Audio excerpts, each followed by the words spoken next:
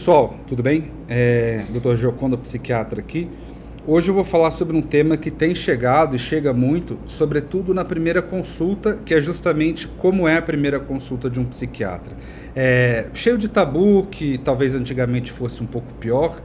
Hoje em dia, sobretudo o passar da pandemia e o aumento de número de casos de ansiedade, de déficit de atenção e depressão, as pessoas felizmente têm procurado mais o psiquiatra e diante disso querem saber, têm curiosidade de como é essa primeira consulta.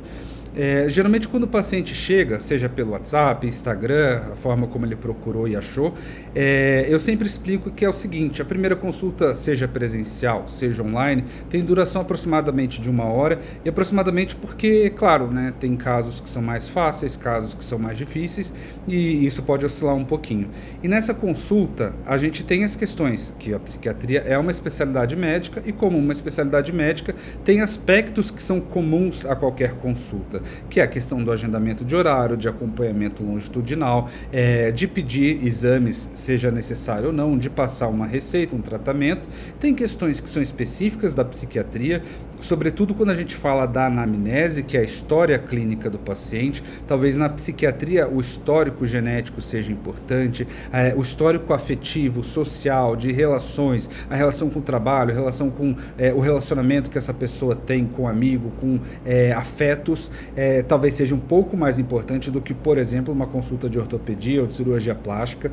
E especificamente do TDAH, que é a área em que eu tenho maior expertise, a gente precisa saber também aspectos acadêmicos, de funcionamento de nota, de estudo, o quão esse indivíduo, o quão funcional ele é no ponto de vista cognitivo, e se ele é funcional, quais métodos ele usa para chegar até lá ou não chegar, no caso. Diante disso, a gente também precisa saber quais estratégias ele lançou mão, seja individualmente, por conta própria, ou tratamentos que foram receitados, passados por outros profissionais, psicoterapias que ele já fez ao longo da vida, quais funcionaram, quais não funcionaram, e também um histórico familiar. O TDAH é uma patologia, é um transtorno muito genético, então é muito comum correr igual o cacho de banana. Um paciente chega com TDAH, mas se descobre que a mãe, que o pai, que o avô, que os irmãos têm também, ou que tem TEA, que é o autismo, ou que tem transtorno afetivo bipolar, que tem ansiedade. Quase 50% dos pacientes com TDAH têm ansiedade. O que eu mais vejo é isso passar batido, não tratar a ansiedade, e aí o sujeito acaba não melhorando de um nem de outro.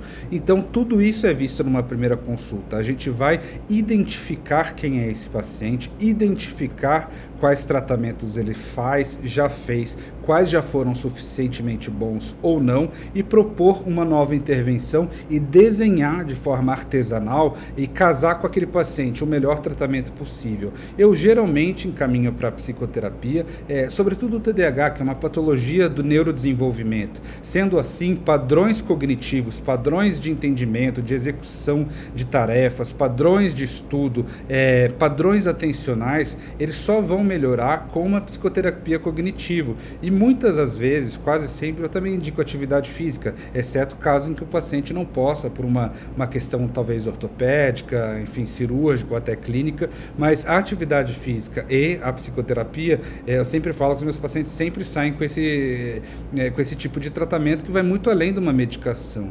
E muitas vezes o paciente com TDAH nem medicação eu passo, ou passo outra, aquela que não é tão óbvia, como por exemplo, um antidepressivo. Nossa, fui procurando uma Ritalina, um Venvance e saí com o antidepressivo, porque o antidepressivo ele funciona para TDAH, mas para alguns casos específicos. Por isso que é tão importante você procurar um profissional que tenha uma expertise naquela área e não simplesmente fale da boca para fora que ele trata aquilo, sabe? Como se ele pudesse ou tivesse apto a tratar absolutamente tudo, sendo que ele não tem expertise, não estuda, não vai a fundo, não pesquisa sobre aquilo. Então essa primeira consulta justamente é para conhecer a pessoa, criar um vínculo, propor um tratamento, tentar entender o que funcionou ou não e diante disso guiar um tratamento futuro. Geralmente com uma duração de 1 hora, em que depois desse primeiro papo a gente vai acompanhar o paciente. Eu sempre digo que eu acompanho mensal até uma melhora de 80% a 90% dos sintomas, passo em que a gente pode começar a espaçar um pouquinho mais, mas sem perder o contato. Na medida em que se a pessoa se sente pior ou tem uma queda, ela pode ativamente e rapidamente me acionar para reverter essa piora o quanto antes. Tá certo? Basicamente a primeira consulta é isso. um papo inicial em que há uma anamnese, a história clínica, há uma investigação pormenorizada em busca de um diagnóstico, ou pelo menos iniciando um diagnóstico e elaborando de forma artesanal uma proposta terapêutica multidisciplinar, envolvendo terapeuta, às vezes pedagogo, às vezes fonoaudiólogo e por aí vai. Tá certo? Fiquem à vontade, dúvidas, angústias, podem me acionar. Um abraço e boa semana para todos.